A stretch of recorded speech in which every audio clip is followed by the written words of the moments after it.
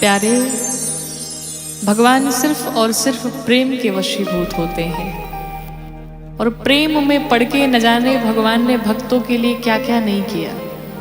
आइए इस भजन के माध्यम से सुनिए कैसे कि सबसे ऊंची प्रेम सगाई,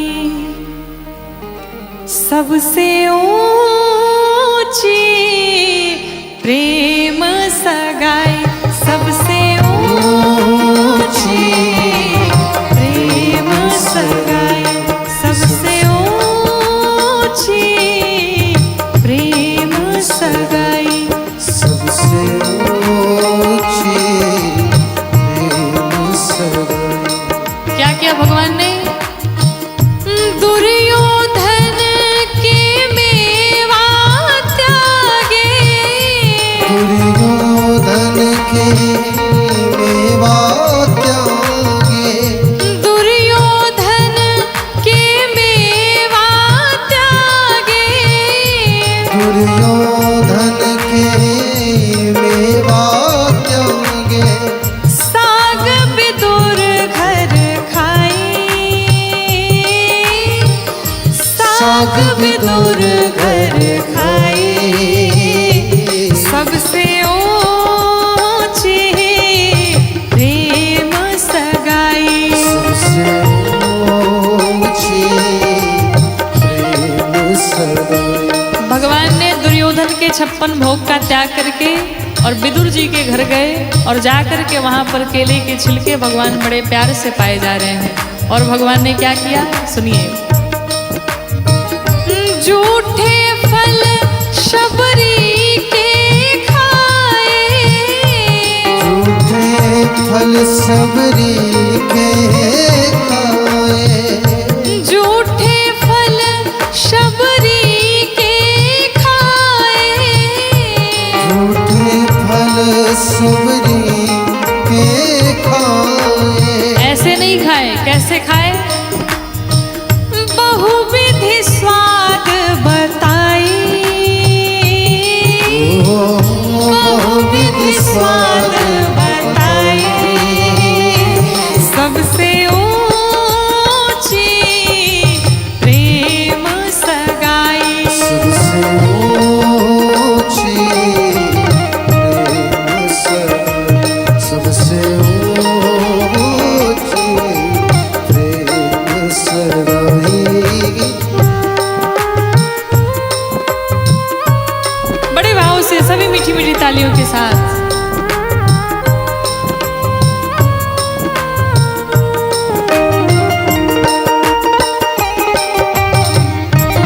राघवेंद्र सरकार की जय हो।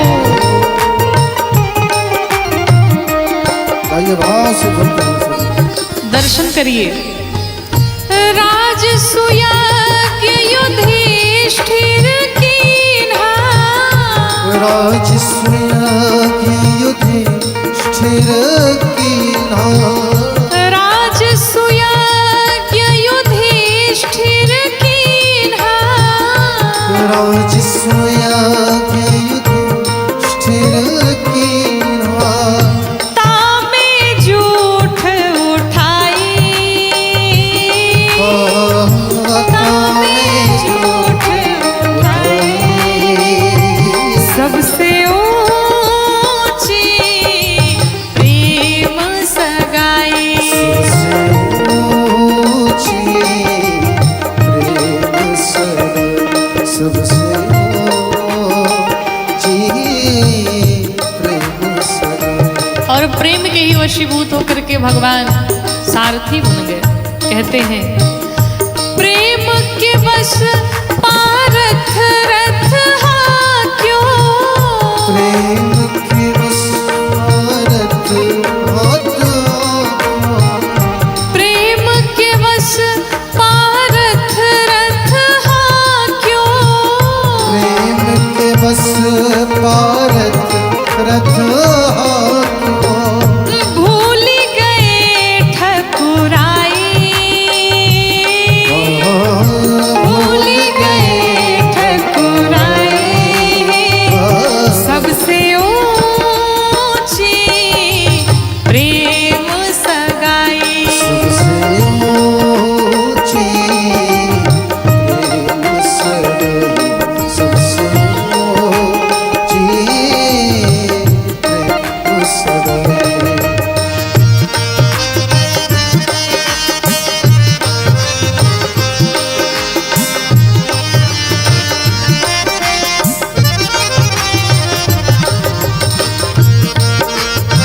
बड़े भाव से सभी लोग।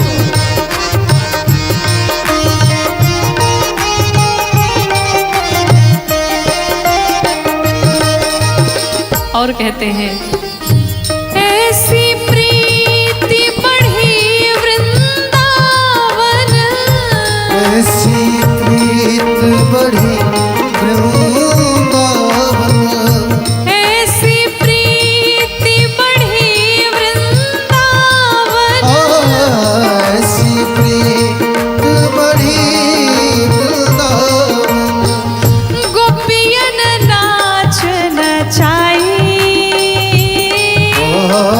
गोपियन नाच नचाई, सबसे ऊंची प्रेम सगाई, सबसे ऊंची प्रेम सगाई, सबसे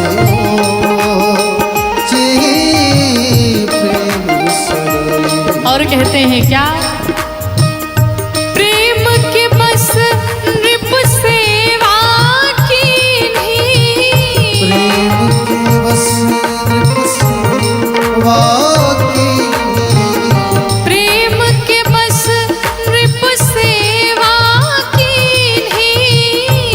प्रेम के बस नृप सेवा की, आप बने हरिनाई, आप बने हरिदाई, सबसे ऊंची प्रेम सगाई, सबसे ऊंची प्रेम सगाई, सबसे ऊंची प्रेम सगाई।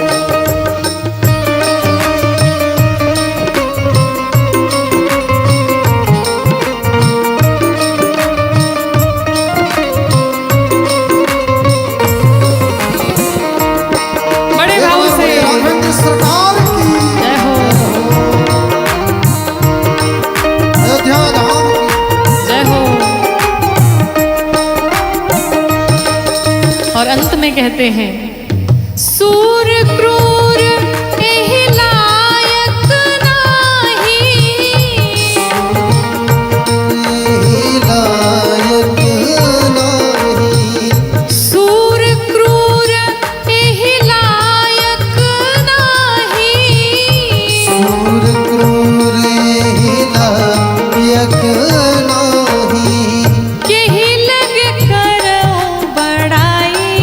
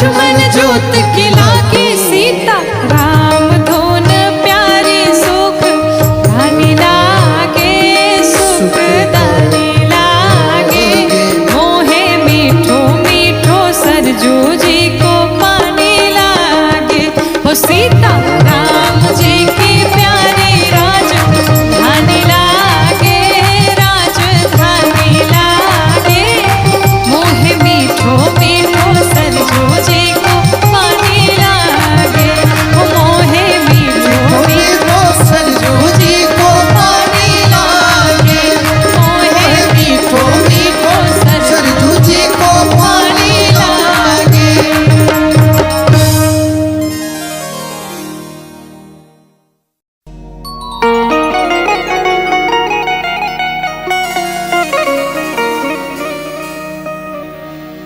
प्रभु सब में समभाव विराजे प्रभु सब में समभाव विराजे सबका करे उद्धार बरस रही प्रभु की कृपा अपार बरस रही प्रभु की कृपा अपार बरस रही प्रभु की प्रभु सब में समभाव विराजे प्रभु सब में समभाव विराजे सबका करे उद्धार बरस रही प्रभु की कृपा अपार बरस रही प्रभु की कृपा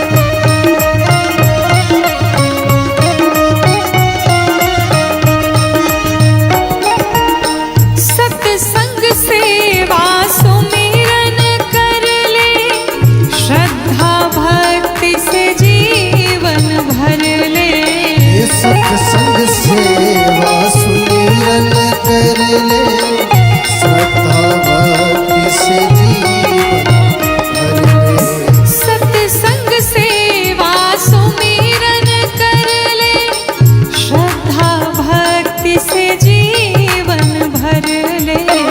श्रद्धा भक्ति से जीवन भर ले।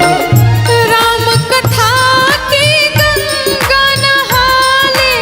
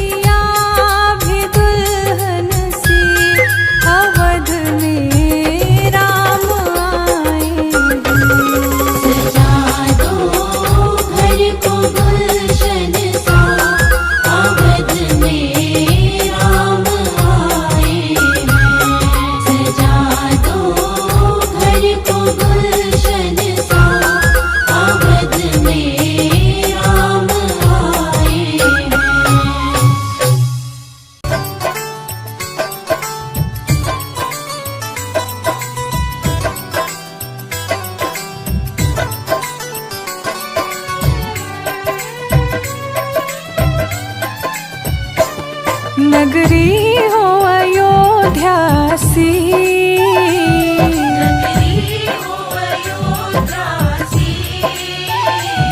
रघुकुल सा घराना हो,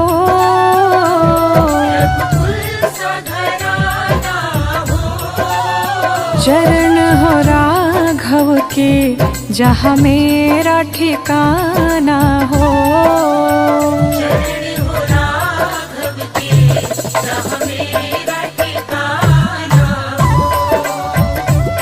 नगरी हो अयोध्यासी, रघुकुल सा घराना हो, चरण हो राघव के जहाँ मेरा ठिकाना हो, चरण हो राघव के जहाँ मेरा ठिकाना हो।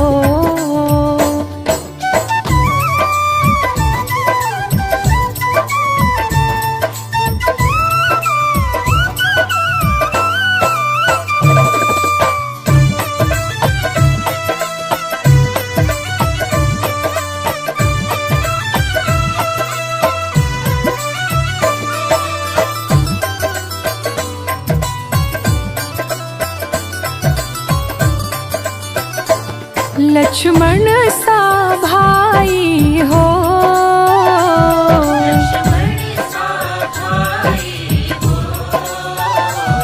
कौशल्या माई हो,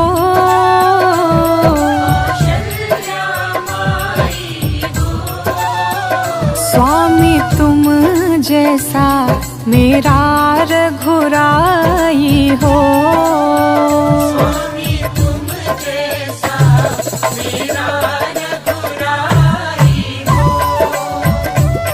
नगरी हो अयोध्यासी, रघुकुल सा घराना हो, चरण हो राघव के जहाँ मेरा ठिकाना हो, चरण हो राघव के जहाँ मेरा ठिकाना हो।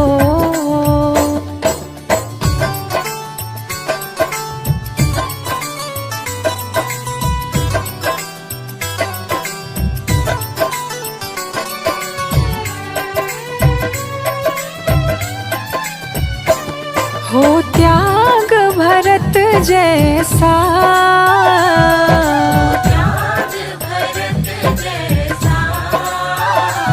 सीता सी नारी हो,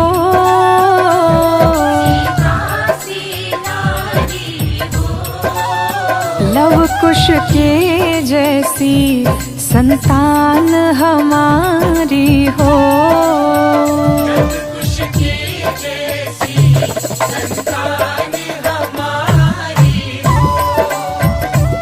नगरी हो अयोध्यासी, रघुकुल सा घराना हो, चरण हो राघव के जहाँ मेरा ठिकाना हो, चरण हो राघव के जहाँ मेरा ठिकाना हो।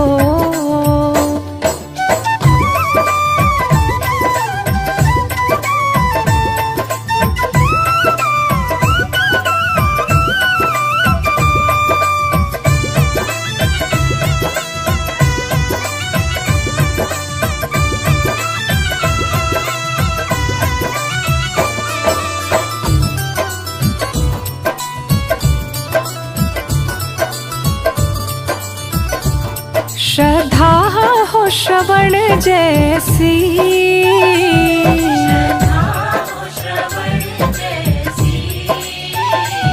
शबरी सी भक्ति हो,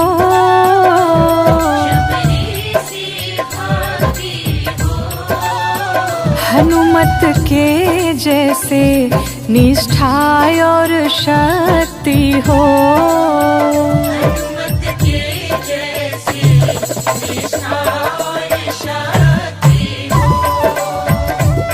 नगरी हो अयोध्यासी, रघुकुल सा घराना हो, चरण हो राघव के जहाँ मेरा ठिकाना हो। चरण हो राघव के जहाँ मेरा ठिकाना हो।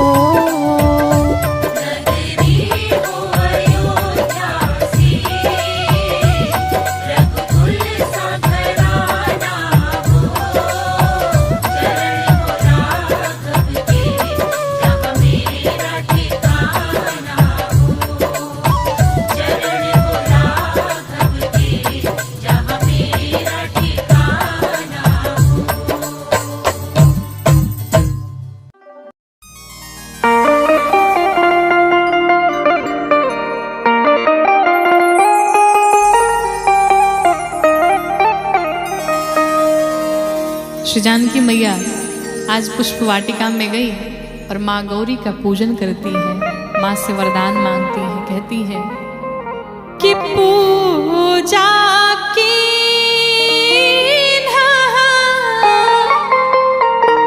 अधिक अनुरागा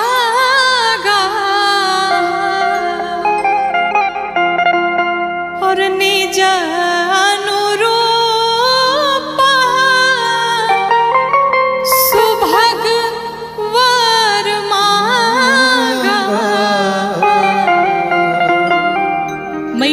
गौरी का पूजन किया और माँ से कहती निज अनुरूप अर्थात एक बार सर से पांव तक मुझे निहार लीजिए, मैं जैसी हूँ मेरे ही अनुरूप मुझे वर चाहिए।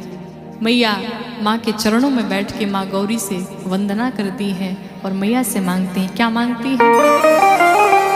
किसिया मांग रही